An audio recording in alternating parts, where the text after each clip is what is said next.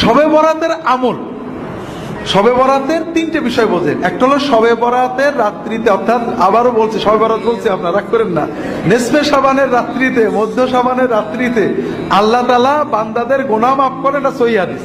ইন্নাল্লাহা লা ইয়াত্তালিউ ফি লাইলাতিন নিসফি মিন শাবান ইলা ইবাদিহি ফায়াগফিরু লিজামিই খালকিহি ইল্লা লিমুশরিকিন আও মুশাহিন।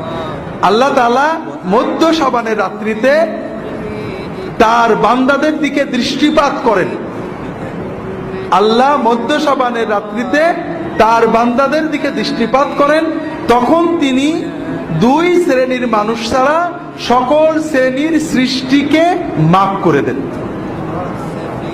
যাদের ভিতরে শিরক আছে এবং যাদের ভিতরে হিংসা আছে, এই হিংসা এবং শিরক যাদের আছে তাদের ছাড়া বাকি সকল মানুষকে আল্লাহ মাফ করে দেন। তাহলে শবে বরাত হলো একটা কমন বোনাস।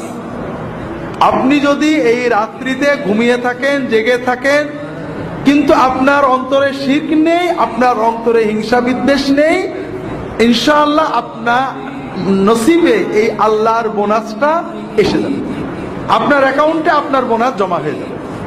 কথা কি বুঝতে পেরেছেন? এখন দ্বিতীয় বিষয় হলো আমরা কি করব, আমরা আমল করব কিনা। আমল না করলে, ঘুমিয়ে থাকলেও আপনি বোনাস পাবেন। এ ব্যাপারে সহিহ হাদিস পাওয়া যায় না, কিছু জয়ীফ হাদিস আছে। দুটো আমল পাওয়া যায় জয়ীফ হাদিস দ্বারা, বা তিনটে আমল পাওয়া যায়। একটা হলো কবর জিয়ারত, আর একটা হলো দোয়া, আর একটা হলো সালাত। এই বিষয়ে যতগুলো হাদিস আছে সবই জয়ীফ।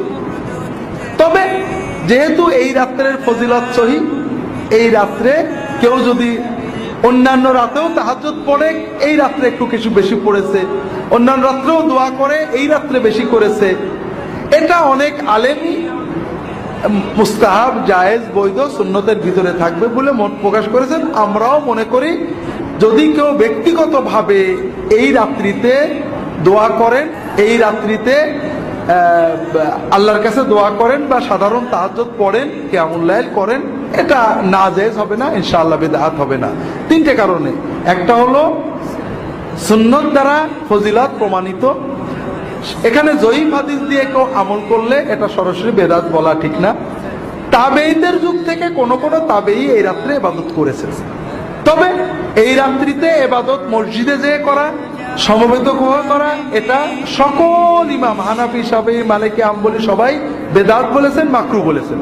এটা নিয়ে কোনো মতভেদ নেই। এই রাত